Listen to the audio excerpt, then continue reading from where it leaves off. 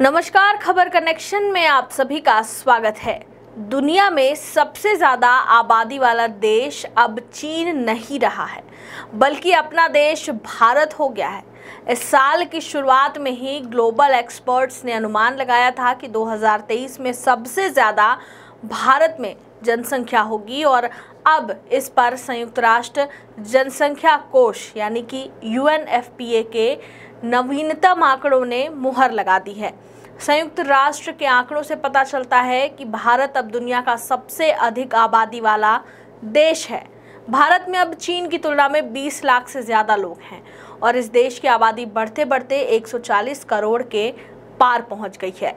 चीन में बच्चे पैदा करने की दर कम हुई है और वो इस साल माइनस में दर्ज की गई है।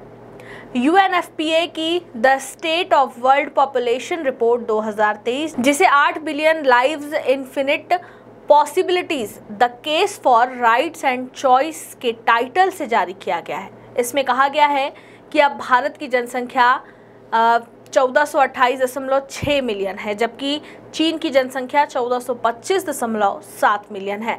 यानी दोनों की जनसंख्या में 2.9 मिलियन का अंतर हो गया है। रिपोर्ट में ताज़ा आंकड़े डेमोग्राफिक इंडिकेटर्स की कैटेगरी में दिए गए हैं। संयुक्त राष्ट्र के जनसंख्या डेटा रिकॉर्ड में यह पहली बार है कि भारत की जनसंख्या 1950 के बाद से चीन से ज़्यादा दर्ज की गई है। दरअसल संयुक्त राष्ट्र की स्थापना 1945 में खत्म हुए द्वितीय विश्व युद्ध के बाद हुई थी और 1950 संयुक्त राष्ट्र ने जनसंख्या डेटा एकत्र करना और जारी करना शुरू किया था।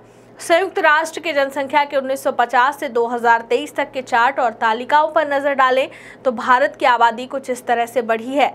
यानी कि अब 2023 में भारत की जनसंख्या 14,28,637,663 है, जो 2022 में 0.81% से अधिक है।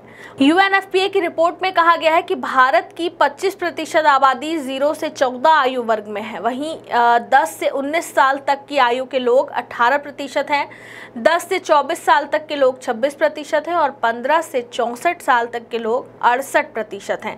वहीं 65 के ऊपर के लोग मात्र 7% हैं। वहीं चीन को देखें तो वहाँ संभावित आंकड़े 17%, 12%, 18, 69, 14% हैं। वहीं 65 वर्ष से अधिक आयु के लोग लगभग 20 करोड़ ही हो गए हैं। कुछ दशक पहले चीनी सरकार ने एक बच्चे वाली नीति लागू कर दी थी, जिसका खामियाजा भी वहां की सरकार को भुगतना पड़ा था। लोगों ने बच्चे ही पैदा करने छोड़ दिए थे। अब हालात ये हैं कि चीनी सरकार कहती है कि जो जोड़े 2 या 2 से ज़्यादा बच्चे पैदा करेंगे उन्हें कई तरह की सुविधाएं दी जाएंगी। यहाँ तक कि कई कॉलेजों ने ऐसी घोषणा कर दी है कि युवा लड़के लड़कियाँ कम से कम 15 दिन के स्प्रिंग ब्रेक पर जाएं ताकि प्यार में पड़ सकें और घर बसाकर बच्चे पैदा कर सकें। इसी साल की शुरुआत में एक चौंकाने वाली खबर यह भी आई थी कि दुनिया में सबसे ज़्यादा आबादी वाला शहर रहा बीजिंग, जो कि चीन की राजधानी भी है, वहाँ आबादी बढ़ने के बजाय कम हो गई है। इसकी एक बड़ी वजह कोरोना महामारी को भी माना जा रहा है।